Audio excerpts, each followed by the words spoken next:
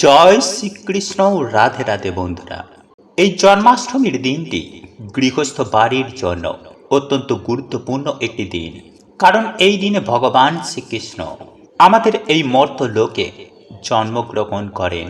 তাই শাস্ত্র মতে মনে করা হয় ভগবান শ্রীকৃষ্ণ যেহেতু জগতের নাথ, তিনি জগতের প্রত্যেকটি পরিবারে, প্রত্যেকটি গৃহস্থে, প্রত্যেকটি সংসারে তিনি বিরাজমান।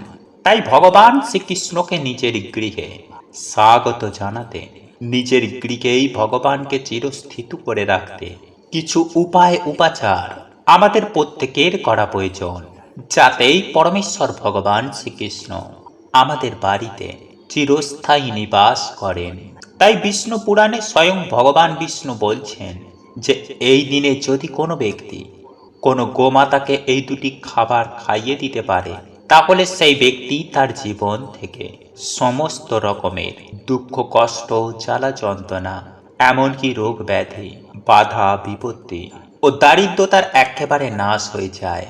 শুধু তাই নয় বন্ধুরা, ভগবান শ্রী হরিবিষ্ণু এও বলছেন যে এই দিনে যদি কোনো ব্যক্তি তাদের ঠাকুর ঘরে সামান্য এই জিনিসটি এনে রাখতে পারে, তাহলে সেই ব্যক্তির জীবনে তথা সেই পরিবারে আর্থিক উন্নতি হবেই হবে। হ্যাঁ বন্ধুরা, আপনারা এক কথায় বলতে পারেন যে ভগবানের আশীর্বাদে আপনারা রাতারাতি কোটিপতি হয়ে যাবেন। শুধু তাই নয় বন্ধুরা, যাদের বাড়ির ঠাকুর ঘরে এই একটি জিনিস থাকে, তাহলে সেই বাড়িতেই মা লক্ষ্মী সদয় বিরাজ করেন। হ্যাঁ বন্ধুরা, মানে সেই বাড়িতে কখনো দুঃখ, দারিদ্রতা ঘিরে ধরতে পারে না। তাই বন্ধুরা, যদি আপনাদের ঠাকুর ঘরে এই জিনিসটি যদি না থাকে, তাহলে অবশ্যই বন্ধুরা জন্মাষ্টমীর দিন এই জিনিসগুলো কিনে এনে আপনার ঠাকুর ঘরে রেখে দিন। যদি চান যে আপনাদের বাড়িতে মা লক্ষ্মীর কৃপায় সদয় সুখ শান্তি বিরাজ করুক, ধন দৌলতে আপনাদের বাড়িতে সদা সর্বদাই ভরপুর হয়ে থাকুক, তাহলে বন্ধুরা অতি অবশ্যই এই ভিডিওটিতে বলা এই একটি মাত্র জিনিস আপনারা আপনাদের ঠাকুর ঘরে এনে অবশ্যই রেখে দিন। কারণ অনেক সময় বন্ধুরা কি হয় যে কোনো নেগেটিভ ঊর্জার ফলে আমাদের বাড়িতেই বিভিন্ন রকমের সমস্যা লেগেই থাকে, মনের ইচ্ছা পূর্ণ হয় না।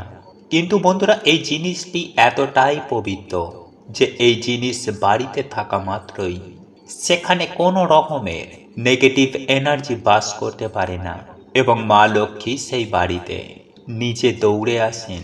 এর জন্যই আমাদের শাস্ত্রে এই জিনিসগুলিকে ঠাকুর ঘরে রাখতে বারবার বলা হয়েছে। তাই চলুন বন্ধুরা, এইবার আমরা জেনে নিই সেই জিনিসগুলোর ব্যাপারে, যার মধ্য থেকে আপনারা অন্তত পক্ষে একটি জিনিস হলেও এই জন্মাষ্টমীর দিন বাড়িতে এনে রাখবেন। তাহলে আপনাদের আয় উন্নতি কেউ আটকাতে পারবে না।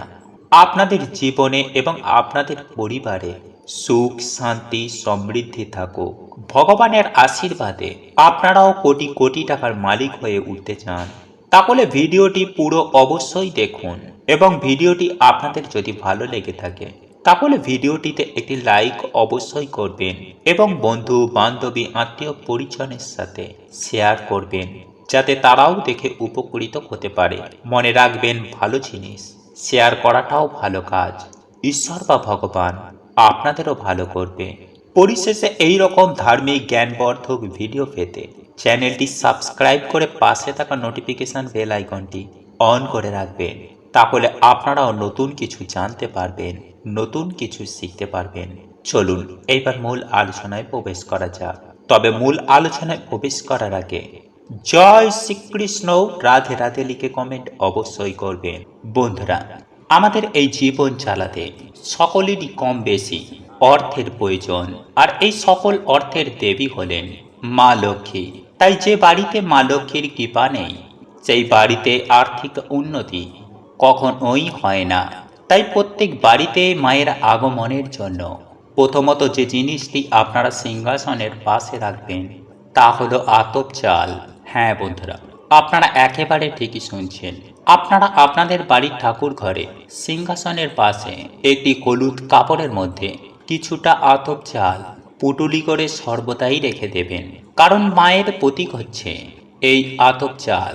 বন্ধুরা, যে বাড়িতে সিংহাসনের পাশে আতপ চাল থাকে সেই বাড়িতেই সদা সর্বদাই মা লক্ষ্মী বিরাজ করেন। এবং যদি এই আতপ চাল যদি কোনো শুভ দিনে কিনে বাড়িতে রাখা হয়, তাহলে বাড়ির বাস্তুর জন্য বন্ধুরা খুবই ভালো ফল প্রদান করে।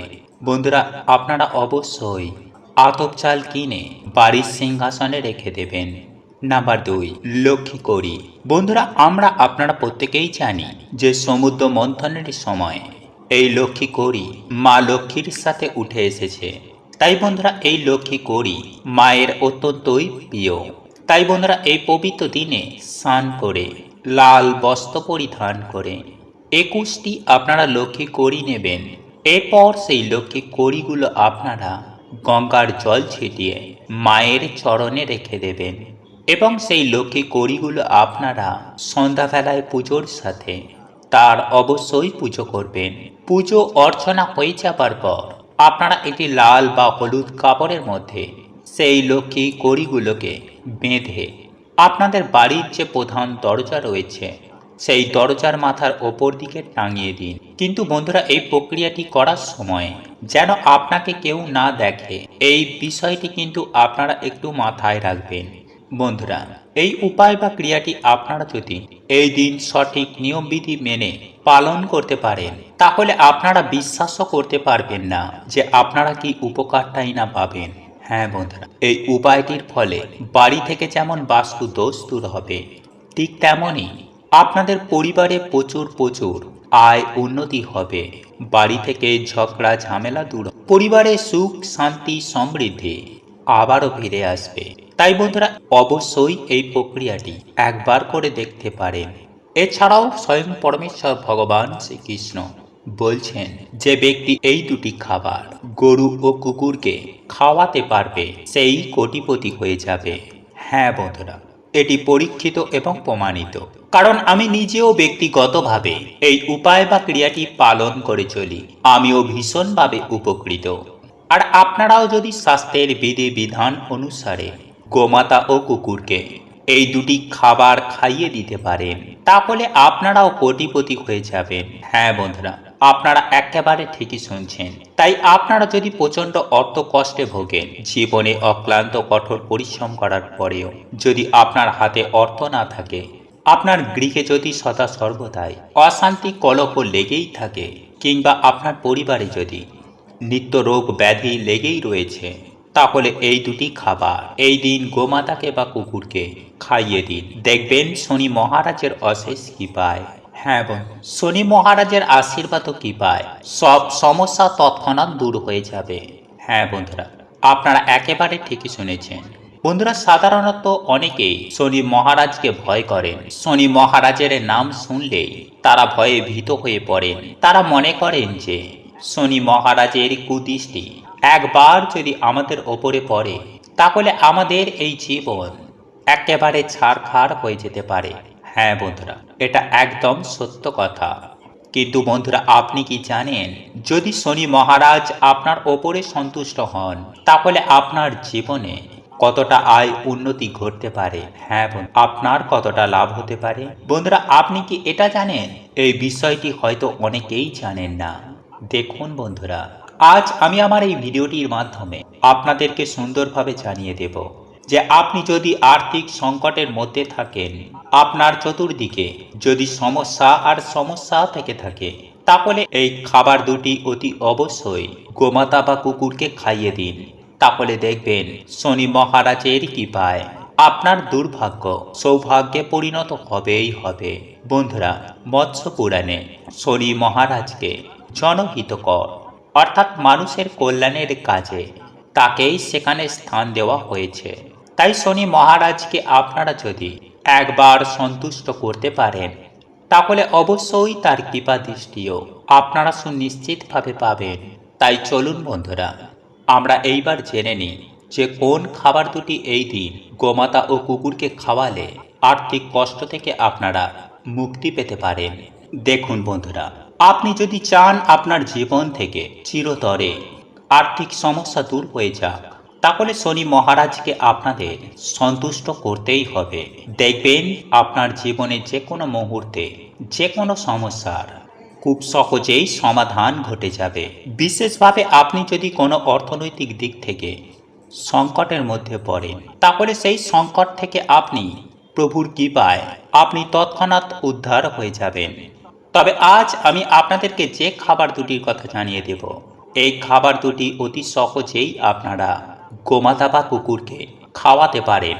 তবে এটি খাওয়ানোর আগে আপনাকে বেশ কিছু নিয়ম পালন করতে হবে, তবেই আপনাদের ওপরে শনি মহারাজ অত্যন্ত হারে সন্তুষ্ট হবেন। বন্ধুরা, পুরাণে কথিত আছে যে আপনি যখন বাড়ি থেকে বেরোবেন, তারপরে আপনি যদি কোনো অসহায় গরিব দুঃখী দুস্থ মানুষকে বা কোনো ভিখারিকে যদি দেখেন, আর সেই ব্যক্তি যদি আপনার কাছে যদি সাহায্য চাইতে আসেন, তাহলে আপনি কখনোই তাকে খালি হাতে ফিরিয়ে দেবেন না। সেই ব্যক্তিটিকে হতাশ করবেন না, কারণ ওই সময়টিতে আপনি যে ব্যক্তিটিকে দেখছেন, অর্থাৎ এই ধরনের অসহায় দিন দুঃখী ভিখারি, আপনি যদি এই দিন তাকে কোনো না কোনো কিছু সাহায্য করতে পারেন আপনার সাধ্য ও সামর্থ্য অনুযায়ী, তাহলে শনি মহারাজের কুপ্রভাব থেকে আপনি অতি সহজেই বাঁচতে পারবেন। কারণ আপনারা প্রত্যেকেই জানি যে শনি মহারাজ হলেন কর্মফলদাতা, আর আপনারা এটাও জানি যে দান ধর্ম পরম। তাই আপনি যদি এই দিনে এই রূপ ক্রিয়াটি করেন, তাহলে আপনার এই ভালো কর্মের ফলে শনি মহারাজ আপনার জন্য ভালো কিছু উপহার দেবেনই দেবেন। তাই বন্ধুরা, পৌরাণিক তথ্য অনুযায়ী এটি বর্ণিত করা হয়েছে। তাই আপনি কখনোই কোনো অসহায় গরিব দিনদুঃখী মানুষকে খালি হাতে ফিরিয়ে দেবেন না। যদি আপনার কাছে সাহায্য চাইতে নাও আসে, তবুও আপনি এগিয়ে গিয়ে আপনি অতি অবশ্যই আপনার সাধ্য ও সামর্থ্য অনুযায়ী সাহায্য করবেন।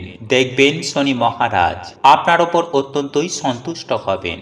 যাই হোক বন্ধুরা, এরপর দ্বিতীয়ত যে নিয়মটি আপনাদেরকে পালন করতে হবে, তা হল বন্ধুরা, আপনারা আপনার বাড়ির পার্শ্ববর্তী যে কোনো শনি মন্দিরের আশেপাশে যদি কোনো অসত্য গাছ থেকে থাকে, সেই অসত্য গাছের গোড়ায় অতি অবশ্যই কিছুটা পরিমাণ কালো তিল ও সামান্য পরিমাণে সরিষার তেল ঢেলে দিয়ে আসবেন। আর আপনাদের পক্ষে যদি সম্ভব হয়, তাহলে শনি মহারাজের যে কোনো মন্দিরে এই কালো তিল বা সরিষার তেল কিংবা কালো রঙের কোনো বস্ত্র আপনি এই দিন দান করে আসতে পারেন।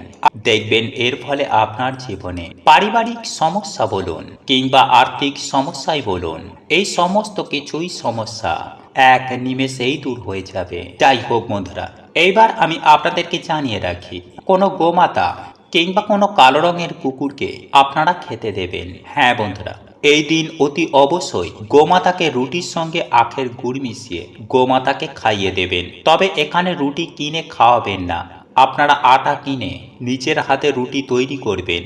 আপনি যেমন পারবেন তেমনই তৈরি করুন, কিন্তু বানাবেন বাড়িতে। সেই রুটিতে গুড় মাখিয়ে নিজেদের মনস্কামনা জানিয়ে সেই রুটি কোনো গোমাতাকে খাইয়ে দিন। ঠিক তেমনই কোনো কালো কুকুরকে আপনি রুটি আর মিষ্টি খাইয়ে দিন। এটি আপনার পক্ষে অত্যন্ত শুভ ফল এনে দেবে। হ্যাঁ বন্ধুরা, আপনার কল্যাণ হবে। আপনার জীবনে থাকা সমস্ত প্রকারের আর্থিক কষ্ট এক চুটকিতেই দূর হয়ে যাবে এবং প্রভুর কৃপায় আপনারা ধনধান্যে ফুলে ফেঁপে উঠবেন। আপনার জীবনে যদি ঋণের বোঝা থেকে থাকে, তাহলে সেই ঋণের বোঝা থেকেও আপনারা মুক্তি পাবেন। বন্ধুরা, আপনারা একটি বার বিশ্বাসের সাথে নিষ্ঠা ভক্তি ও আন্তরিকতার সঙ্গে আর রুটি আর মিষ্টি যদি গোমাতা আর কুকুরকে আলাদা আলাদা করে খাইয়ে দিতে পারেন, তাহলে আমি আপনাদেরকে কথা দিই 7 দিনের মধ্যে আপনাদের আর্থিক উন্নতি হবেই হবে। 7 দিনের মধ্যেই আপনারা অনুভব করতে পারবেন যে আপনার এই কর্মের ফলে আপনারা কতটা উপকৃত হয়েছেন। বন্ধুরা, এই কাজটি ছিল সবথেকে গুরুত্বপূর্ণ ও মূল কাজ। এই উপায় বা ক্রিয়াগুলি অবলম্বন করলে আপনার হাতে যে কোনো উপায়ে অর্থ আসবে। হ্যাঁ বন্ধুরা, আপনার সংসারে হু হু করে অর্থ আসবে। বন্ধুরা, এই দিনে ভগবান বিষ্ণু ও ভগবান শিবের অবশ্যই আপনারা কিন্তু পুজো করুন।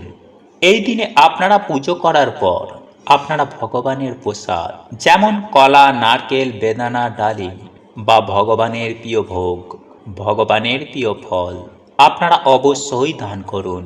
এবং প্রসাদ রূপে আপনারা বাড়িতে সকলে তারপর সেটিকে গ্রহণ করুন। এছাড়াও এই দিনে যে কোনো ধরনের খাবার, ছাতা, জল, কোনো অসহায় মানুষ বা কোনো পশু পাখিকে খাবার দান করলে ভগবান অত্যন্তই প্রসন্ন হন এবং তার সকল দুর্ভাগ্য ভগবান নাশ করে দেন। তাই এই দিনে আপনারা বেশি বেশি করে ভগবান বিষ্ণু ও দেবাদিদেব মহাদেবের নাম কীর্তন করুন। এই দিনে শিবলিঙ্গে আপনারা জল অর্পণ করুন। স্নান করে এসে আপনারা তুলসী মঞ্চে জল অর্পণ করুন। এই দিন সন্ধ্যার পর মহামৃত্যুঞ্জয় মন্ত্র আপনারা এই দিনে অবশ্যই জপ করুন।